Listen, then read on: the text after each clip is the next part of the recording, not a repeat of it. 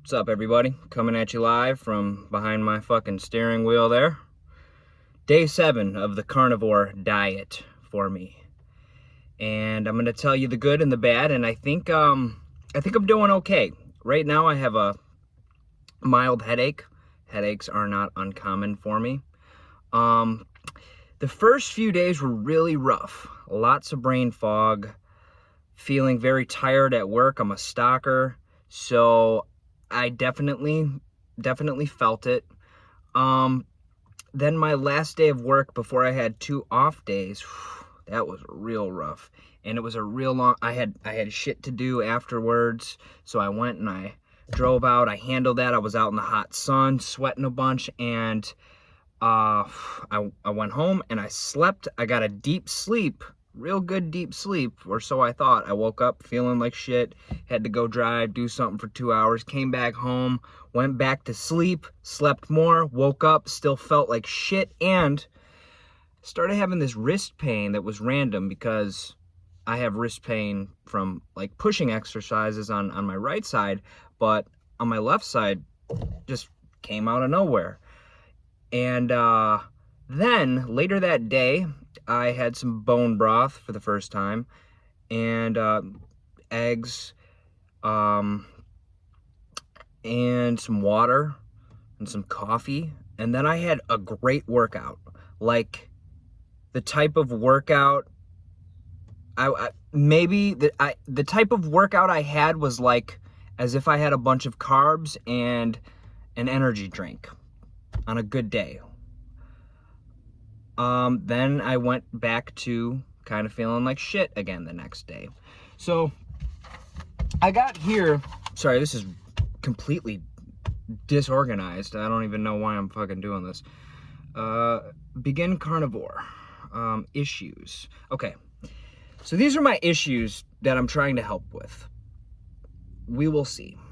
And the reason why I'm doing carnivore is the sheer amount of anecdotal evidence.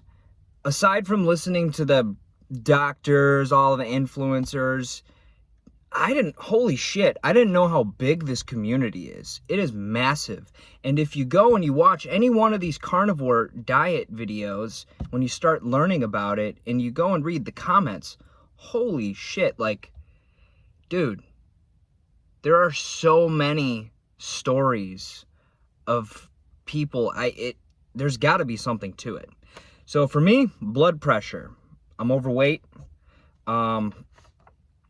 Back pain, headaches, wrist pain, as I mentioned, low energy, general low energy, anxiety, depression, eczema. Been a problem my whole life. I used to just scratch with like CDs and bottle caps and shit. Who cares? You know, mosquito bites, I don't care. I don't care about itching. I'm just an itchy motherfucker. That is my life. I itch. And people are like, you want to do something about that? I'm like, it is what it is. So we'll see. That would be great if my eczema went away. I would be really surprised. I got this tingle in my left big toe that is related to a low back issue and atrophy in my left calf. So I'm pretty sure that's all related. Let's see if, and the reason why I bring that up actually is I had heard Dr. Ken Berry actually mentioned he has that exact same thing. He was like, I get this random like buzzing in my left toe, and when I'm eating like shit, I notice that it comes back. I'm like, that's exactly what I have, so we'll see. Maybe a prostate issue. I piss a lot. Cold hands, cold feet, so it's poor circulation, and nasal congestion. Interesting thing on the nasal congestion. The past few days of this week, I've been clear in both nostrils, which is, I think, abnormal, but I can't say for sure if it's abnormal. But what I can tell you is that if 2 weeks go by, 3 weeks go by, it's definitely insanely abnormal. And a good thing, obviously, because I'm a mouth breather for the most part. Okay, some journaling here. let's see. I'm trying to document everything as much as I can. Let's see.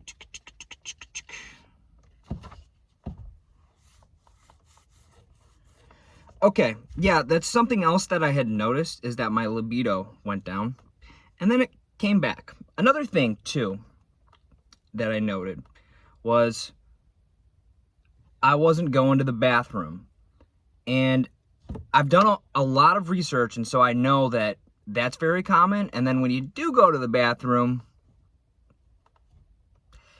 it's quite explosive. So I found those two things to be true. But the thing that really got me thinking about, like, even the supplements I take, and just sort of a big epiphany that I've had, is the idea of bioavailability. Because when you start eating meat, only meat, you don't really go to the bathroom because your body is using everything. It's using all of the nutrients and the protein and everything, the fats, everything that's in there. And that got me like really, really thinking. And so I started investigating the supplements that I've been taking. And sure enough, one of the supplements I take and have been taking for a while, as they say, you know, magnesium, obviously you need magnesium, but it's magnesium oxide, I think it is. And that's the most common magnesium that you're going to get for cheap at, you know, your grocery store or whatever. And apparently we can only absorb about 4% of that supplement. So it's just a big waste of money. Luckily, there are other magnesium supplements that have much better bioavailability. So I just started that today, and I think I may have had a magnesium deficiency for a long time, because for the longest time now, years, I get these random twitches. And no, it's not just the eye. We all get the eye thing, right? I get it, like my tricep will just start, my leg, this, that, blah, blah, blah, blah. Get that, headaches, anxiety, like all the stuff that I mentioned.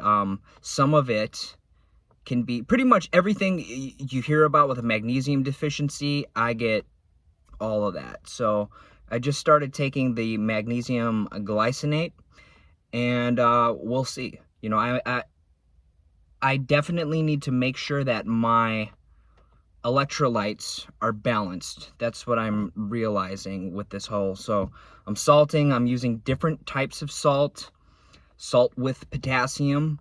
Then that's the light salt. You know, a little bit in my water. Then sea salt and pink Himalayan salt. I'm also using the Irish butter, the Kerrygold. I'm eating ribeyes, chuck roast, smoked salmon, bacon, as natural of bacon as I can find, no sugar, no nitrates.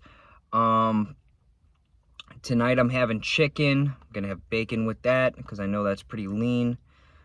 So overall, I'm 1 week in, I'm feeling pretty good about this diet.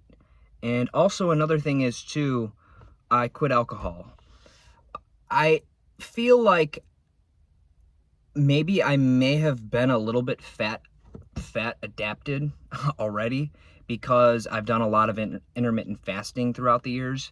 And if I'm not fat adapted, well, I've definitely adapted to the fact that I'm fat, because that is super easy to adapt to. I'm talking Culver's, I'm talking Wendy's, I'm talking Taco Bell. Just go back and look at this channel, look at my shorts, like what I was up to the past month, like spicy Italian sub, Nashville hot chicken sandwich. Oh my God, a Nashville hot chicken sandwich? Are you kidding me? You glaze that shit in brown sugar and cayenne pepper and oil. But I gotta go the other direction. Life fucking sucks right now, and I need a complete switch up. So, carnivore community, here I am.